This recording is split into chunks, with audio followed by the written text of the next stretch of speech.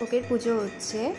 সেদিন ছিল আমাদের বাড়িতে বাল্য সেবা, তাই রাধা গোবিন্দকে ভোগ দিয়ে বালকদের সেবা করানো হয়েছিল।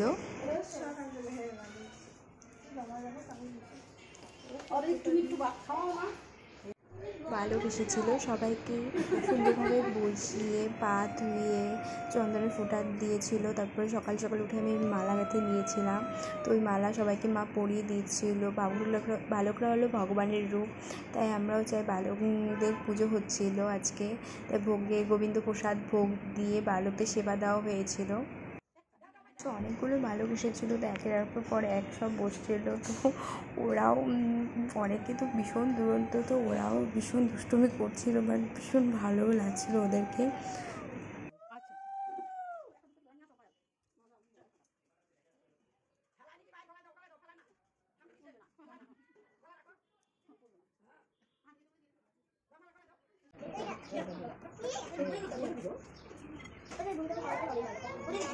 দাও তো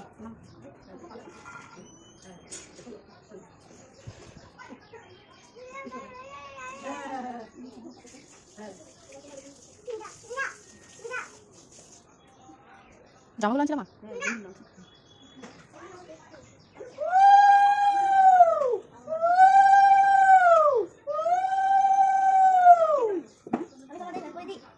না তুমি বসো।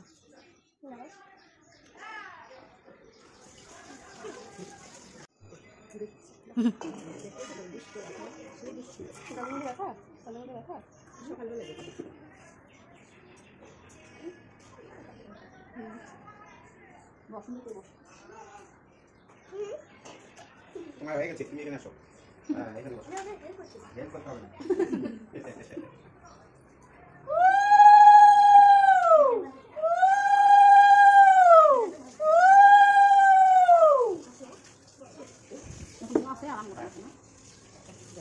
কি হবে ঈশানী? পূজা হবে? তোমাকে পূজা করবে?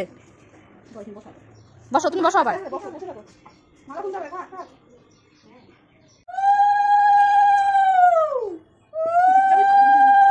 ভাবে কি করে এবার ঈশানী?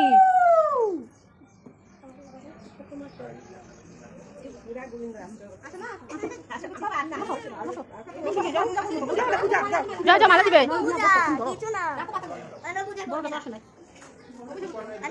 বসো।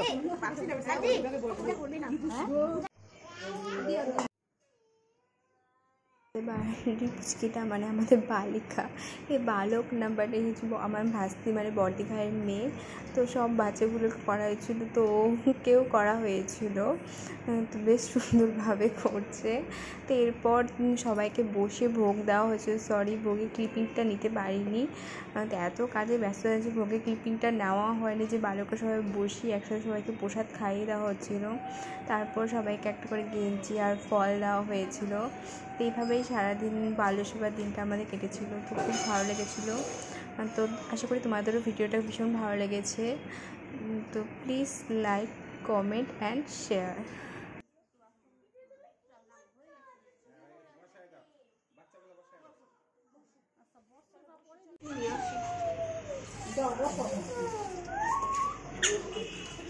জলের বোতল নিয়ে আসি না নিচের থেকে ঈশানী।